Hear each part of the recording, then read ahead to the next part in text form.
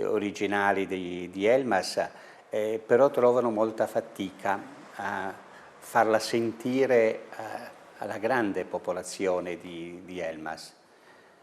E attraverso la liturgia, la pastorale, gli interventi che faccio in genere con i fedeli, cerco sempre di inculcare quel senso di comunità, quel senso di popolo, quel senso di appartenenza. E la Chiesa non occupa più quegli spazi che in passato aveva.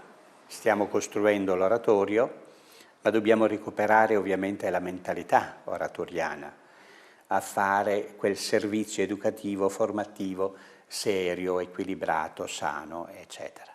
E questa è una mentalità che a mio avviso dobbiamo assolutamente recuperare.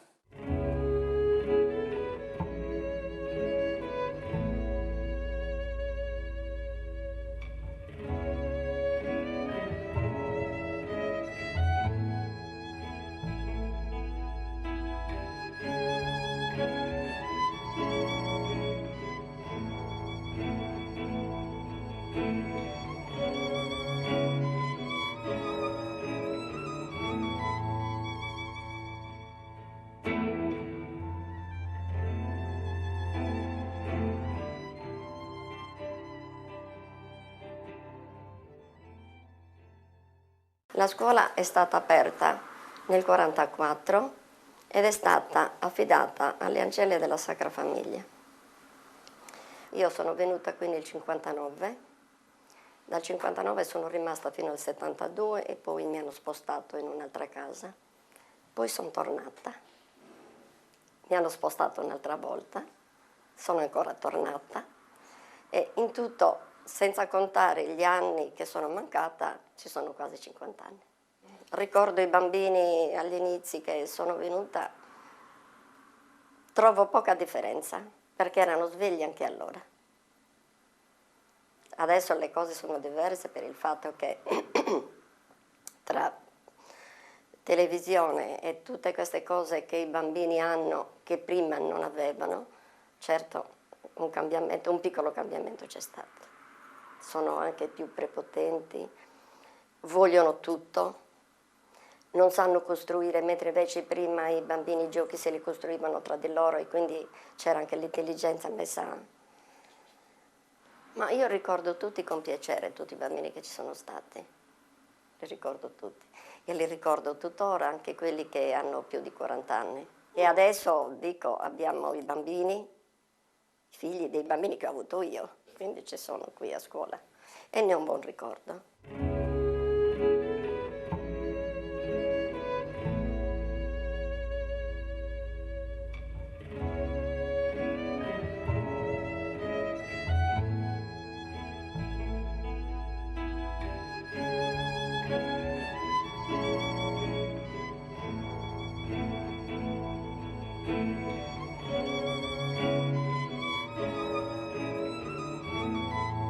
La scuola di Elmas è una scuola ben inserita nel territorio, nel senso che abbiamo già nel dicembre 2007 firmato un patto con tutte le agenzie culturali del nostro territorio di Elmas per una collaborazione atta proprio, finalizzata, diciamo meglio, ad una integrazione nel territorio della scuola e quindi anche dei nostri utenti, dei nostri alunni, non solo gli alunni frequentanti ma anche degli ex alunni.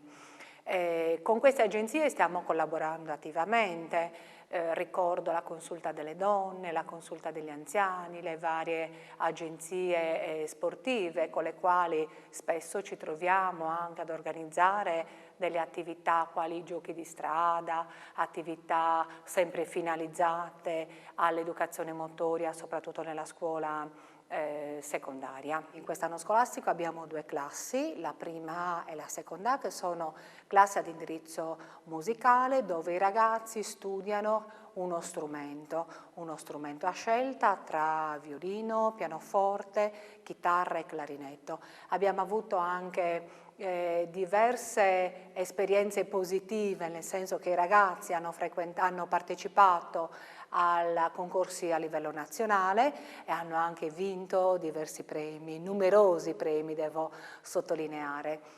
L'Istituto Tecnico Agrario Duca degli Abruzzi ha una storia molto antica. Nasce nel 1885 come Regia Scuola di Enologia ed è stato istituito per risollevare le sorti della viticoltura isolana che era piuttosto in crisi. La presenza del Duca degli Abruzzi sul territorio di Elmas è un fatto abbastanza recente, risale infatti al 1996, anno in cui ci siamo insediati in questa sede che attualmente occupiamo. Il complesso è molto ampio, si estende su 34 ettari di terreno e oltre all'edificio abbiamo 9 ettari di vigneto impiantato con diverse varietà autoctone che viene trasformato nella nostra cantina. Abbiamo un agrumetto, abbiamo un oliveto, un'altra produzione piuttosto importante e trainante è quella legata all'apicoltura. L'azienda è autorizzata a vendere al pubblico e al riguardo infatti posso dire che sono numerosi i cittadini di Elmas che beneficiano di questa opportunità. L'Istituto partecipa annualmente alla festa della laguna organizzata dall'amministrazione comunale esponendo prodotti non soltanto aziendali ma anche i prodotti didattici. La scelta dell'Istituto Superiore riguarda anche il progetto di vita di uno studente e cosa in pratica vuol fare da grande. Quindi dal punto di vista numerico la scelta da parte dei cittadini di Elmas è piuttosto contenuta.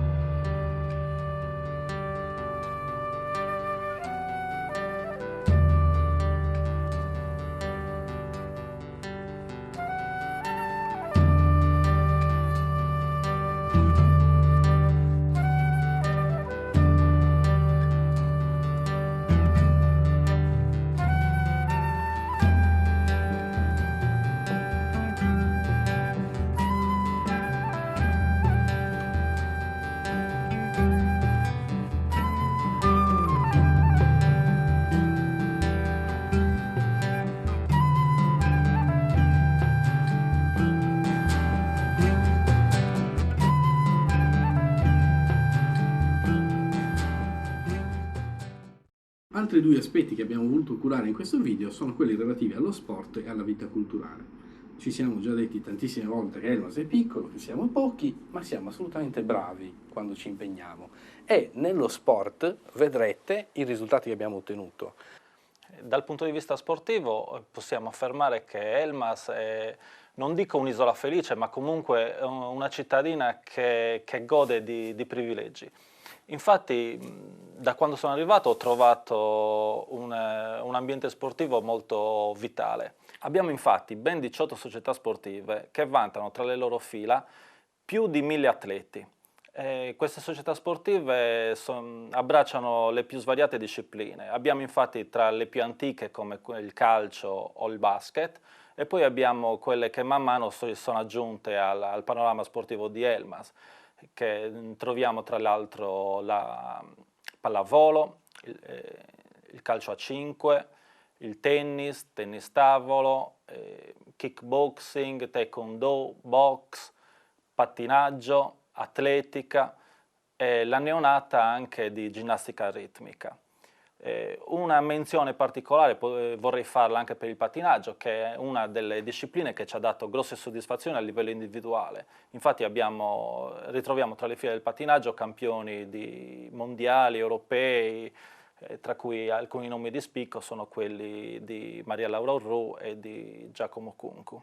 Allora, io ho iniziato a pattinare nel 1989, per puro caso tra l'altro, perché mi furono regalati un paio di pattini giocattolo e pattinavo un po' per strada, ecco. Che nel 1998 feci il mio primo mondiale a Piombino e arrivai terza sui 500 metri e dopodiché feci una caduta su un'altra gara che stavo conducendo in testa, però vabbè, lì è stata un po' dura. Poi l'anno dopo ho vinto il mondiale da junior in Cile e diciamo che lì ho preso fiducia in me stessa e nel fatto che comunque passando di categoria avrei potuto fare molto bene. E nel 2004 ho iniziato insomma, la mia scalata verso quello che è stato poi il 2005, che è stato l'anno, il coronamento di tutto il mio percorso, diciamo, sì. Infatti nel 2004 ho fatto un argento e un bronzo ai campionati mondiali all'Aquila. E nel 2005 siamo stati in Cina, che è stato proprio il mio anno migliore, dove ho conquistato la medaglia d'oro e il record del mondo sui 200 metri.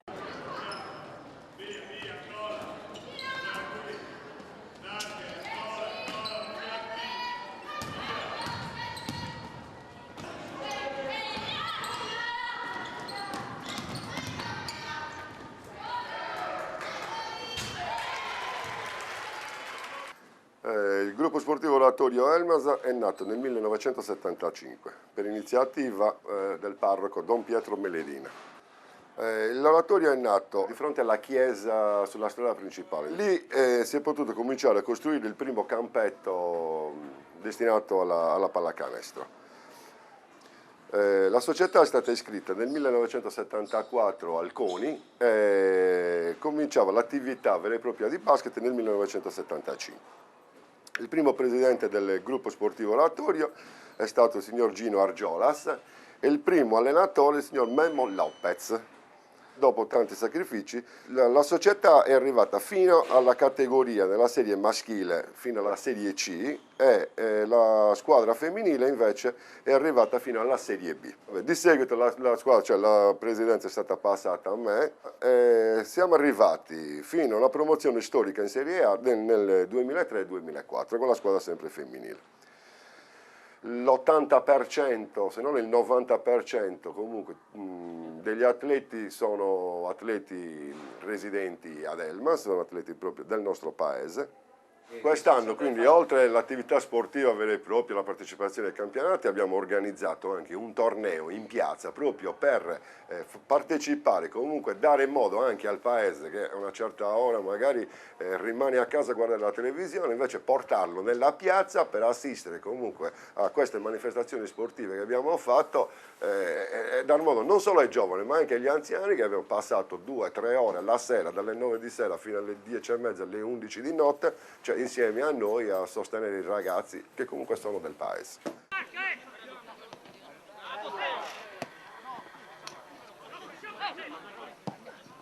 Inizialmente la prima squadra che si costituì nel nostro paese fu la Freccia Verde, che fece un campionato nel 1952 e diciamo che quella potrebbe essere una data importante per l'inizio del calcio dilettantistico ad Elmas. Negli anni 65-70 ci fu appunto la costituzione della polisportiva. I promotori appunto della costituzione di questa società furono la buonanima di Benedetto Sizia, Don Pietro Meledina, Mario Ligas, Anacleto Mattana, Mario Sizia, Francesco Frau, Ambrogio Pintus, Salvatore Pintus, sì, anche perché io appunto ero molto giovane. Dopodiché un po' per rivalità, un po' per disaccordi interni, si costituì un'altra società, era una sana rivalità, ecco. Si è arrivati anche a fare il derby in seconda categoria e dopodiché si decise appunto di riunire le forze e di andare avanti con una sola società. La nostra società che milita in prima categoria. Abbiamo tutto il settore giovanile a partire dalla scuola calcio, ci sono appunto nella nostra rosa diversi giocatori di Elmas che giocano nella prima squadra, però quando c'è di mezzo una retrocessione o ti stai giocando appunto qualcosa di importante, non puoi non avere anche ragazzi di fuori, ecco. e anche nell'ambito culturale abbiamo davvero delle eccellenze, a parte coloro che stanno contribuendo alla realizzazione di questo video, ma ci sono davvero degli artisti a Elmas che vanno la pena di essere non solo menzionati ma valorizzati.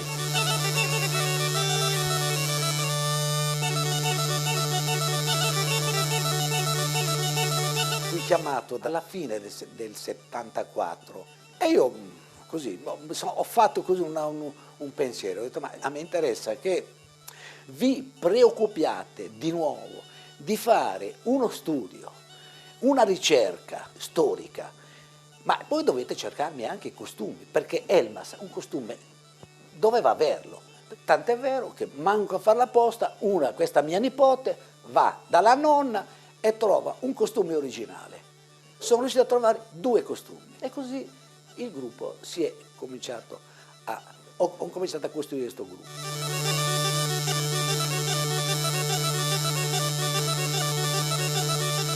Ecco, per imparare a ballare conoscevano i balli di Elmas o del Campidano, da lì poi sono nati tutti gli altri. Coreograficamente noi tutti i balli li abbiamo modificati al nostro gusto e al nostro piacere, ma la parte coreografica. Noi non abbiamo toccato niente di quella che non poteva essere la tradizione.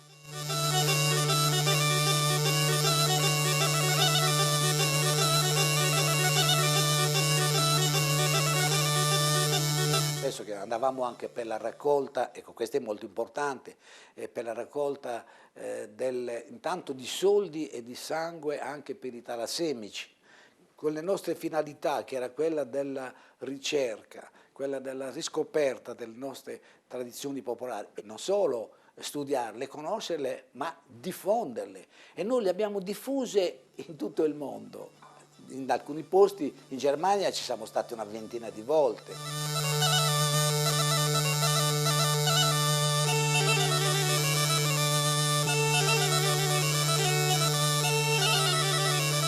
Allora, il gruppo folk è nato nel 1974. Abbiamo iniziato a portare il folklore qui ad Elmas. Abbiamo incominciato a prendere bambini della scuola materna, bambini delle prime elementari, e io ho voluto dare come mamma di un bambino un aiuto per portare avanti il gruppo. Abbiamo lavorato per un anno bene. Il gruppo ha fatto la sua prima manifestazione di Sant'Efisio. Abbiamo la festa patronale qui ad Elmas Santa Caterina e il gruppo è uscito per Santa Caterina. Dopo 2 mesi neanche il gruppo si è sciolto. E sono